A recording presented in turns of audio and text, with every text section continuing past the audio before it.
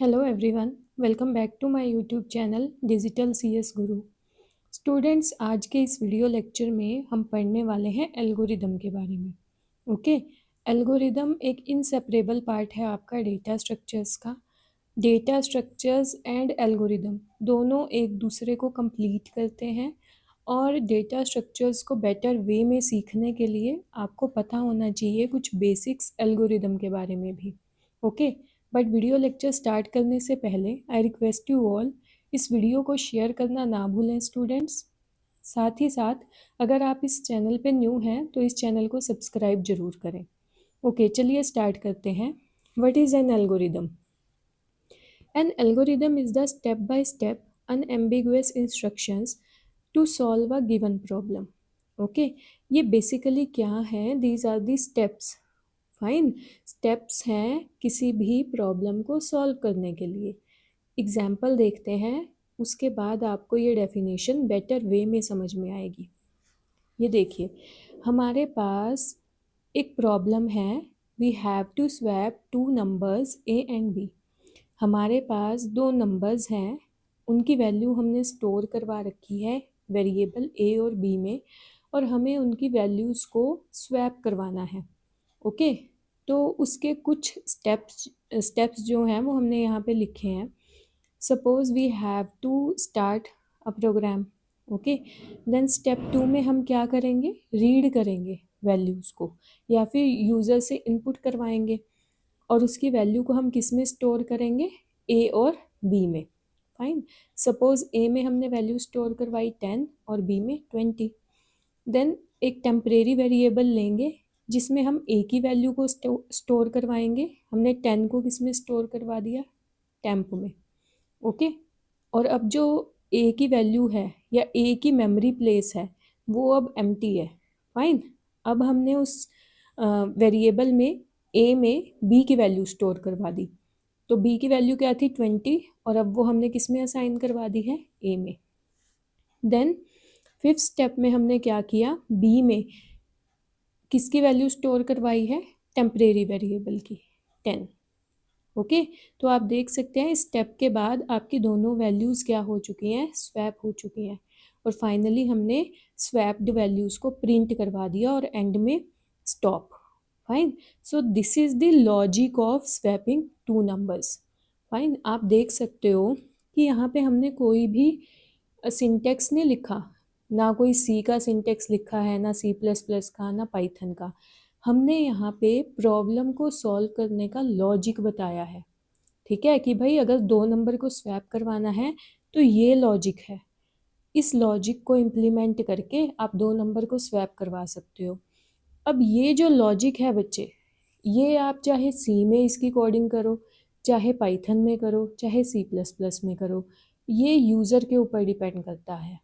Fine, algorithm basically आपको logic बताता है, सिंटैक्स नहीं बताता। फाइन, यही मैंने यहाँ पे लिखा भी है पॉइंट में। Algorithm tells us about the logic, not about the syntax. साथ ही साथ देखो ये फर्स्ट पॉइंट में क्या लिखा है? Algorithms are independent of programming language. Fine, आप एल्गोरिदम को किसी प्रोग्रामिंग लैंग्वेज में नहीं लिखते हो। These are basically simple English like sentences. जैसे इंग्लिश के सेंटेंस हैं, आपने वैसे ही लिखना है। जैसे सी में लिखने के कुछ रूल्स होते हैं प्रोग्राम, कि आपको हेडर फाइल्स लिखनी है, आपको सेमीकोलन लगाना है, होते हैं ना रूल्स, पढ़ी है ना आपने सी। बट एल्गोरिदम्स में ऐसा कुछ नहीं होता। एल्गोरिदम्स में हमें सिर्फ प्रॉब्लम को सॉल्व करने का लॉजिक बताना होता है। आई होप कि आपको समझ आया होगा। नेक्स्ट पॉइंट देखो बच्चे क्या लिखा है यहाँ पे? Algorithms indicate what to do and programs tells how to do. जो एल्गोरिदम्स हैं वो आपको ये बताते हैं करना क्या है, लॉजिक क्या है, ठीक है, प्रॉब्लम क्या है और उसको सॉल्व करना क्या है प्रॉब्लम को सॉल्व करने के लिए। बट जो प्रोग्राम है वो आपकी एक्चुअल इम्प्लीमेंटेशन है। जो आपने यहाँ पे लॉजिक लिख दिया उसको इम्प्लीमेंट कैसे करना है, फाइन, वो आपको कौन बताता है? प्रोग्राम। ओके, जो एल्गोरिदम है वो आपका थ्योरेटिकल कॉन्सेप्ट होता है और जो आपका प्रोग्राम है वो आपका प्रैक्टिकल कॉन्सेप्ट होता है। आई होप कि समझ आया होगा आपको। अब आपने एक चीज़ नोटिस की होगी, मैंने यहाँ डेफिनेशन में लिखा है अनएम्बिगुअस इंस्ट्रक्शंस। फाइन, हमने एल्गोरिदम को लिखते हुए इंस्ट्रक्शंस तो लिखनी है स्टेप बाय स्टेप, बट ये इंस्ट्रक्शंस जो हैं ये कैसी होनी चाहिए आपकी, अनएम्बिगुअस। अब इस अनएम्बिगुअस का क्या मीनिंग है? तो बच्चे इसका मीनिंग है, देखो ये एग्जाम्पल से समझेंगे हम। सपोज हमने एक एक्सप्रेशन लिखा 5 - 3 - 2। फाइन, हमने कंप्यूटर को बोल दिया इसको सॉल्व करना है, हमने प्रोग्राम में लिख दिया, बट इसको सॉल्व करने के आपके पास दो तरीके हैं। ठीक है, कंप्यूटर के पास दो मेथड हैं इस सेम एक्सप्रेशन को सॉल्व करने के लिए। या तो वो 5 - 3 को पहले सॉल्व कर ले और फिर उस पे से -2 करे, तो आप जब कैलकुलेट करोगे तो आपके पास आंसर आएगा 0। या फिर सेकंड वे है 5 माइनस पहले 3 - 2 को ये माइनस करे और फिर 5 में से 1 को माइनस करे। ठीक है ना, तो आपके पास आंसर आएगा 4। अब आपने तो ये लिख दिया एक्सप्रेशन, बट कंप्यूटर को तो नहीं पता ना कि मैं ऐसे सॉल्व करूं फर्स्ट वे से या सेकंड वे से सॉल्व करूं, और दोनों केस में आपकी आउटपुट डिफरेंट आ रही है। फाइन, तो ये कैसी स्टेटमेंट होगी, कैसा एक्सप्रेशन हो गया, एम्बिगुअस। एम्बिगुअस का मतलब होता है जो स्टेटमेंट या एक्सप्रेशन जिसका डबल मीनिंग हो।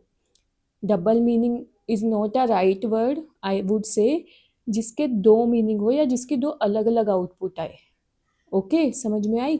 अनएम्बिगुअस का मतलब अ स्टेटमेंट और instruction which has definite only one output, जिसकी एक ही सिंगल आउटपुट है।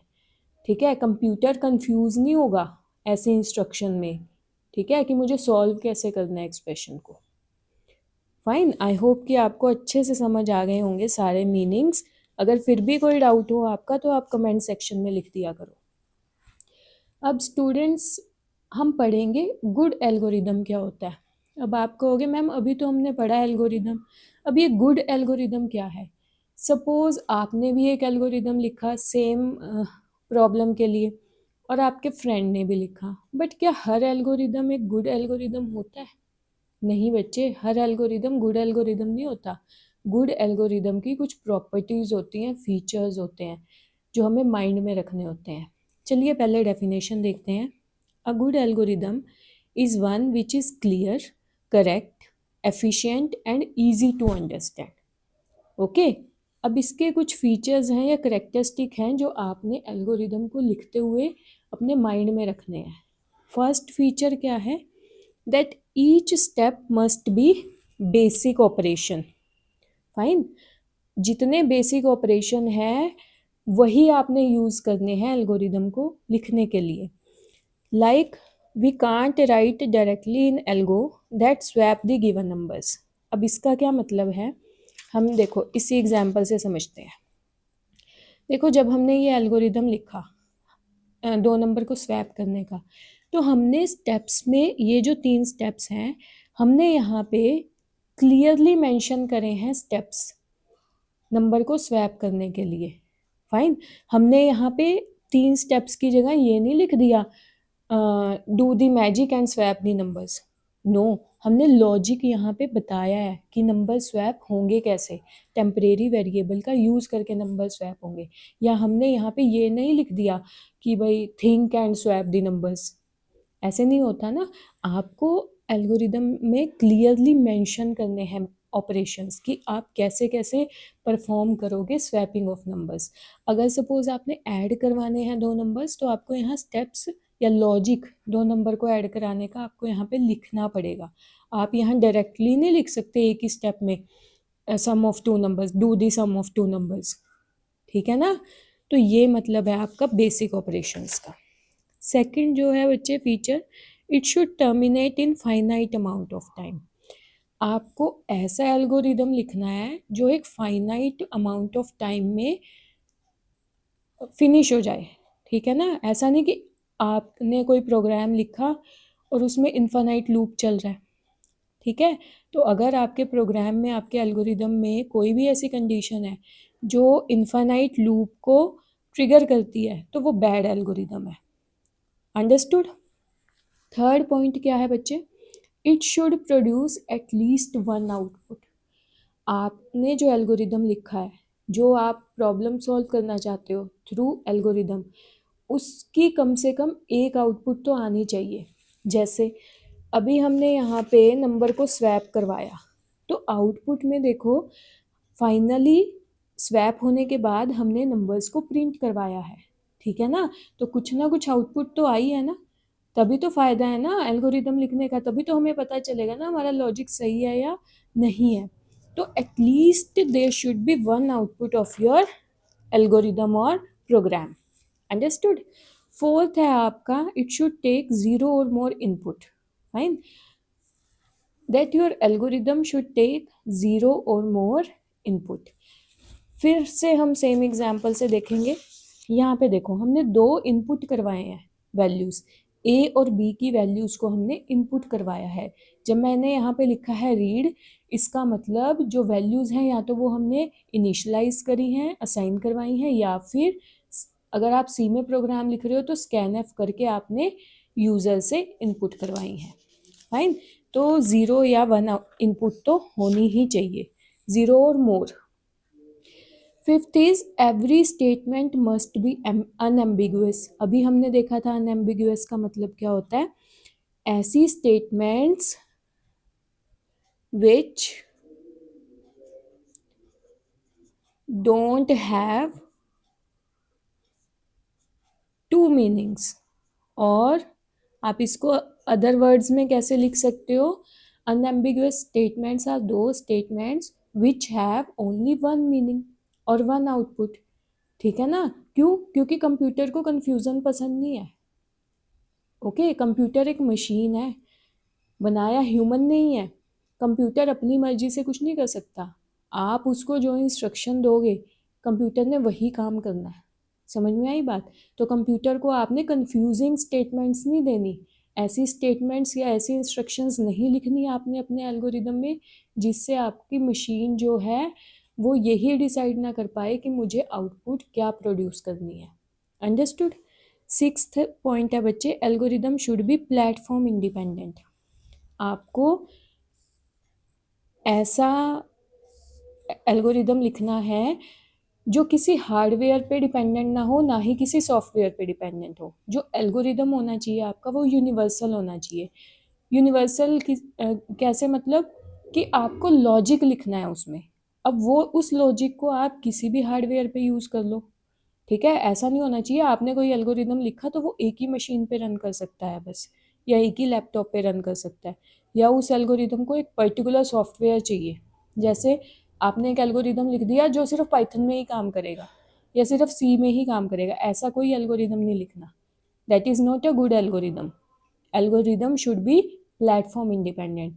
एल्गोरिदम ऐसा होना चाहिए जो आप किसी भी प्लेटफॉर्म पे आप इम्प्लीमेंट कर पाओ, किसी भी हार्डवेयर पे, किसी भी सॉफ्टवेयर पे। समझ में आया? Okay, moving to the seventh point, corresponding to given set of input we must have a fixed output. जो भी आपने इनपुट दी है अपने एल्गोरिदम में या अपने प्रोग्राम में, तो आपकी एक फिक्स्ड आउटपुट आनी चाहिए।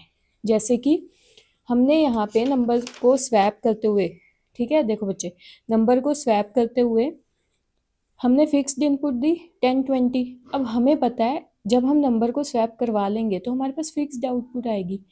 ए में हमारे पास 20 आएगा, बी में 10 आएगा। ऐसा तो नहीं है ना कि ए में 0 आ जाएगा या बी में कोई और वैल्यू आ जाएगी स्वैप करने के बाद, ऐसा तो नहीं है, ठीक है।